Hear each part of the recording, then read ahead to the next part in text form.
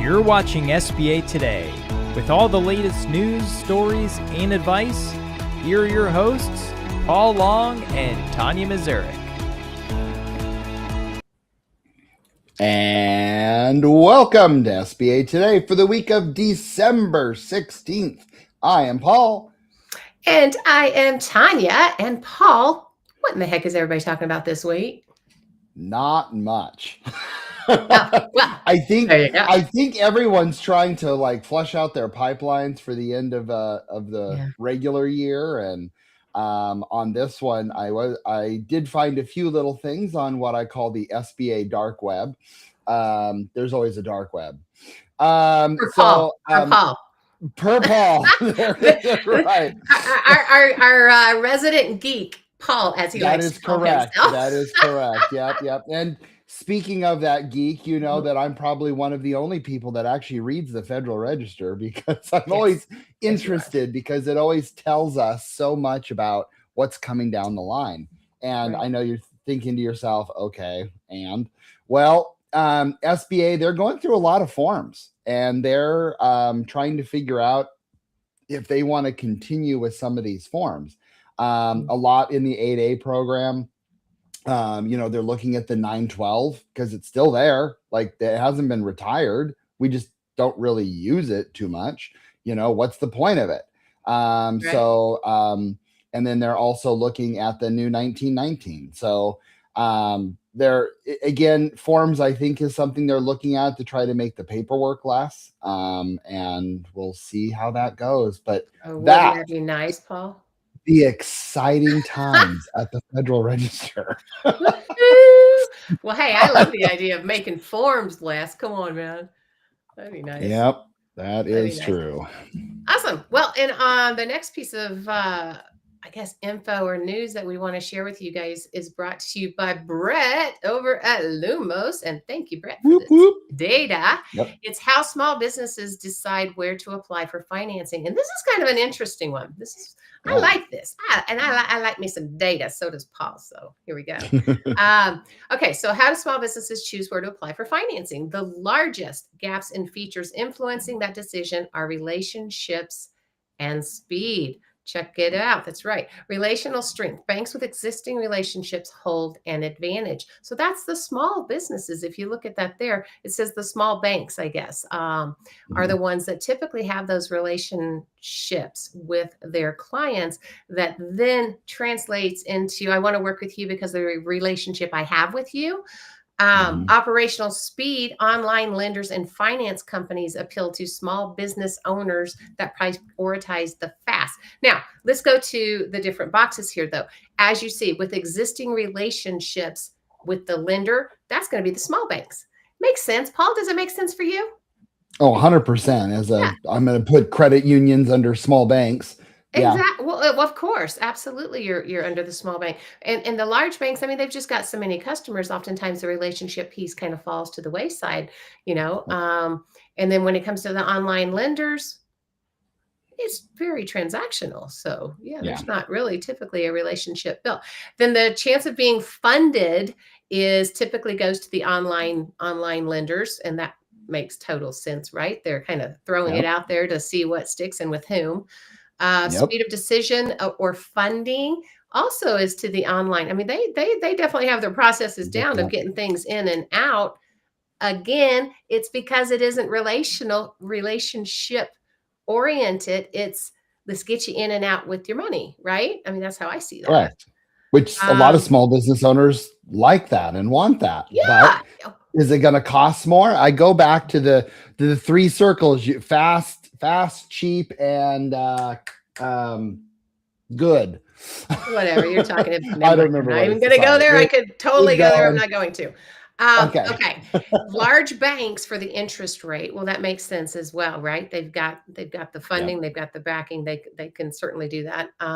Denied by other lenders is the online banks. Again, they get denied by somebody, and all of a sudden they just throw it to the wolves out there.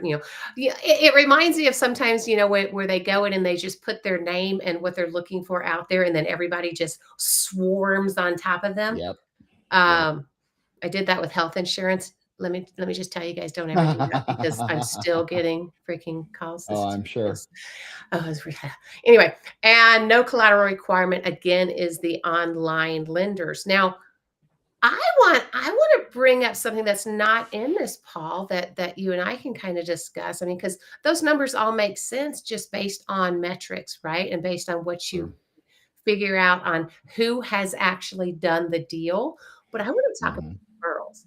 Now, what about the referrals? Because what these charts are showing is who actually completes the deal and where the small businesses are going. But where were they prior, right?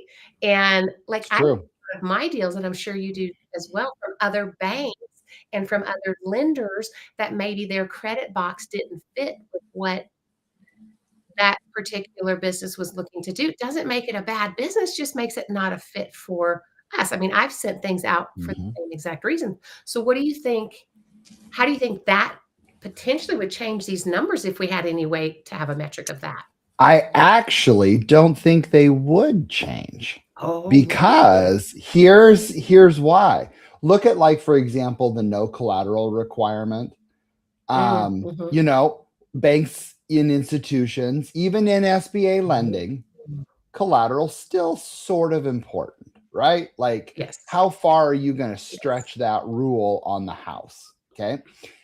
But look at that, Right. 42% goes to the online lenders. The online lenders, their technology probably is the one Mhm. that determines the loan dollar amount. I would assume this is definitely mainly for loans under 350,000. I'm going to assume. Oh, yeah. Got it. Yeah. But I think, and I'm using myself an example, is if there's a deal that's kind of just really off the rocker, I'm going to Mhm. refer it to it. Again, I know a lot of institutions and what they can and can't do, but I'll Yeah. refer it over to them or an online lender Mm. that can do it and be okay with it. So I just don't think the numbers are going to change, but I think they're already in there, is what I think. Well, that's true. That's true because these numbers are where they actually went to. I guess Sure. my question is how many end up in a specific area that's already gone elsewhere, which I guess it's got the denied by Mm, other lender, and then oftentimes they go to could the be. Yeah. online. I don't know. I think it just depends on the institutions because I mean, I have become quite known at getting potentially deals from others that their credit boxes don't work to see if I can kind of get through it. But anyway, Are you the and garbage collateral, dump of SBA lending? I am so not. I used to be. I certainly used to be. Okay. So Good. my Okay, previous good. institution, right? I mean, we didn't have Yeah. great, great for certain things, right? But people did become or think it became known because it was like the interest rate was what the interest rate was. Um, but it did have a tendency to get some things done that were really challenging. But you know what? I come to find out, I think some of that has to do with me too, because I'm a tenacious little bugger. But anyway, No. no, we are not the garbage dump. We actually have some amazing people in the back end that do try to make things work. So Of I would course. say that versus the Okay, other. okay, Paul. okay, okay. I Paul. had I had to poke the bear. Hey, real Exactly. quick, we had Go somebody ahead. mention, just had a comment Yeah. about, I've been reading up about online lenders. They have very high interest rates because they work off of a credit line from other banks. Is that a myth? The answer is no. That is actually correct. Online lenders have to get their money somewhere, so either they raise it themselves or they go out and they get warehouse lines, is what they're called. Mhm. Those warehouse lines, I mean, it's the cost of capital. So either you're going to pay Right. it out in deposits or you're going to pay it through interest on a line. Right. And generally speaking, a lot of those online lenders do have a warehouse line and kind of a mix of funding. Mhm. And they do charge more because, well, first of all, they should charge more, to be Yeah. honest, because Yeah. they're taking on more risk. And if you Right. take on more risk, it should be higher. And they have probably higher technology costs than, say, Tanya or I, because they're investing everything into the technology and not into people, which could be cheaper long term. So your myth is correct. Hey, good job. Well, and you know what? so going back to the relationship piece, I'm gonna take a step. So yesterday I was at the grand opening of one of my clients, and it was so exciting. It was so exciting. Is the Rough House, and Steve Schaefer of the Rough House opened or had the ribbon cutting yesterday for his new doggy daycare and boarding, which is down in Castle Rock, Colorado. Now, yes, I am relationship oriented, guys. So I was there, and it was so freaking exciting to see the smile on his face. It lit the place up, and we were outside and it lit it up. Um, the other really cool thing with it is Bill Briggs, the deputy administrator of the SBA, was there for the ribbon cutting. He came to just have well wishes for Steve. It's his first one too in his role, his first small business ribbon cutting. So it was pretty exciting. Not to mention, I think he was pretty excited to be here in Colorado with our warm weather when it's very cold in Washington, D.C. right now. But you know what's really neat is to see how we all work together. This is why we do what we do, people, right? It's seeing a customer get to the finish line after going through so much, because we put them through the ringer. We do, not purposely, not intentionally, but we are a government-backed program. So we've just got to get through all of the red tape on many things oftentimes. So to see him open was amazing. To have Bill Briggs show up and talk about how the SBA backs us to back them was amazing as well. And I just really wanted to kind of put a shout out there to both Steve Schaefer and the Rough House, as well as Bill Briggs, for showing up so kindly for our businesses and for small business in general. So thank you, SBA. That's awesome. That's very cool. Yeah. That is definitely one of the nice things. And I think we all need to realize that, yeah, we're pushing on goals and everything we're doing. But at the end of the day, going to that ribbon cutting, going to the business, what the impact you're really actually making. And if you don't do that, you're a transactional lender, frankly, because just like we were talking about. Yes, yeah, exactly. I'm assuming not too. This is the relationship piece, Paul. We show up for these things if we possibly can, if it's nearby to us. Now we are national, right? Or at least I'm national, so I don't obviously can't go to all if they're out of state. But yeah, I mean, we certainly try to do what we can do on the relational piece of it. So anyway. Well, and that moves perfectly into our next one. Again, Lumos is doing their very good job this week. And this is kind of part 2, which is small business owner satisfaction with lender has declined. Dun, dun, dun. Dun. By That's actually quite a good. bit, which is interesting. Compared to 2019 to 2024, small banks, large banks, finance companies, and online lenders all are the tallest dwarf. That the small banks went from 74 to 62. Large banks about the same kind of difference. Finance companies 50% to 37%. Ooh, this one I had to double check. Online lenders 38% to 2. Wow, that was crazy. This is kind of a strong signal from small business owners in an environment of declining satisfaction. What can small business lenders create to make a better experience for the client? And I think what's really important is for every organization to walk through your process as a customer, right? Yeah. And that is always missed. And if you hear common trends, how to figure out something. When I talked to Ray many years ago, and I was on the Art of SBA Lending podcast, I talked to him about videos, and I got sick and tired about how to fill out a friggin' 413. So I created a video. Like, how do you help the customer move through the process? Yeah, I mean, how else can we improve this, Tanya? Like, I mean, we're always looking to be the best in customer service and everything. And none of us are perfect, but what do we do? What do we do? Well, you have all the answers. Crazy.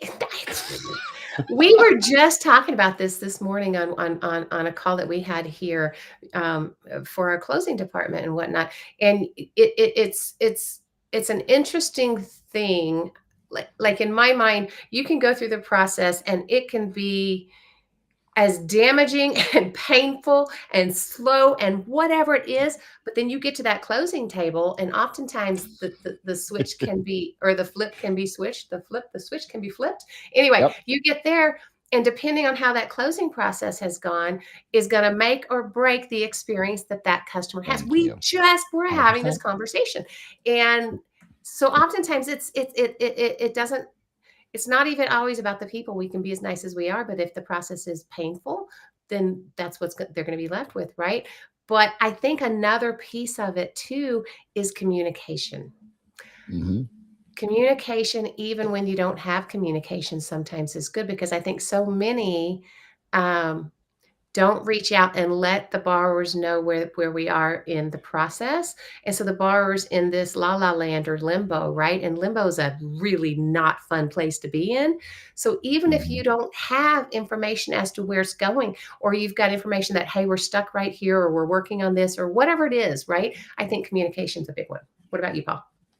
I would completely agree with that, and I think how you end the process is what they're going to Uh, remember. And I think you are every time. 1,000% correct when you're saying that the closing is most important. And I Mhm. think that also comes through with the type of closing agents that you Mhm. use help in that, because even though you've given them the loan documents and you're kind of done in the whole scheme of Mhm. things, you're not really done until the money gets No, wired, right? And how no. was that experience?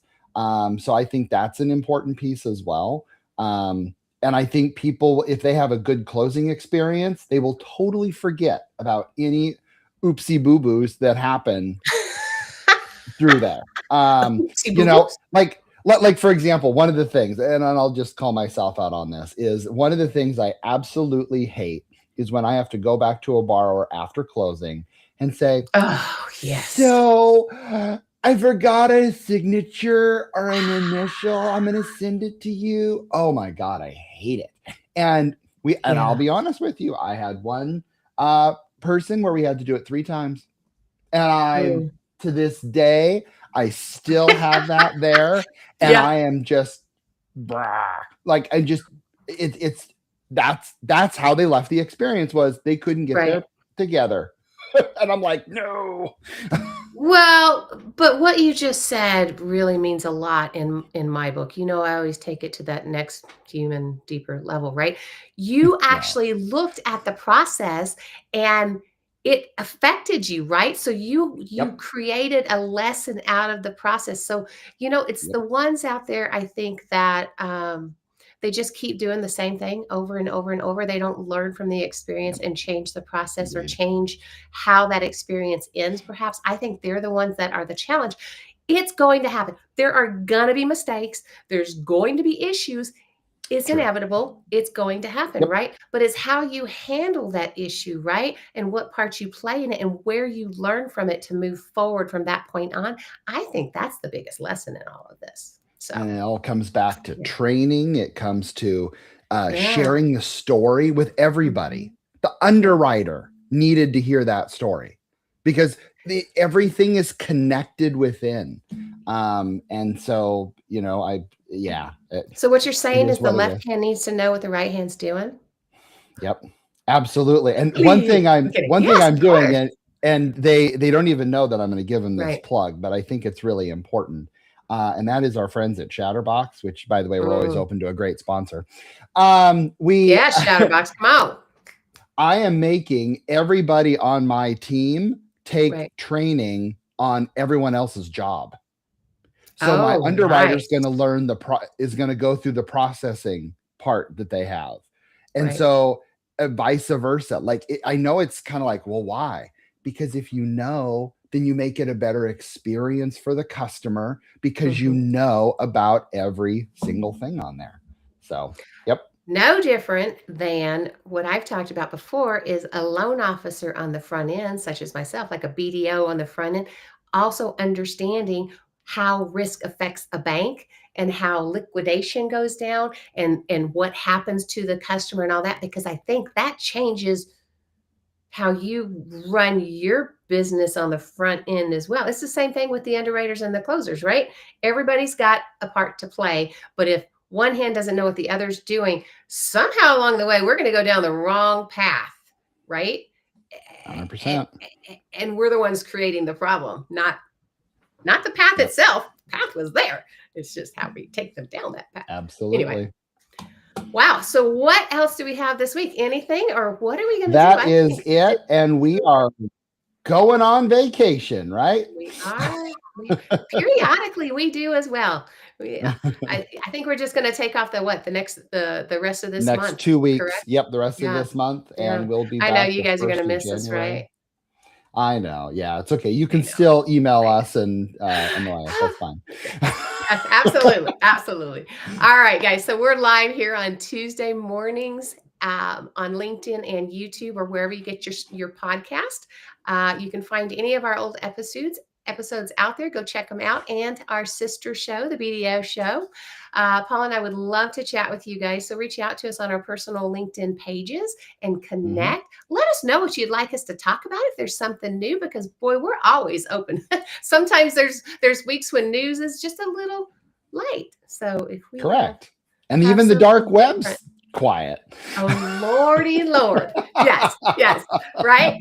Anyway, so on that note, right, connect with us or go have a great week. We appreciate you. Have a happy holiday season. We'll talk to you later. See ya. See ya.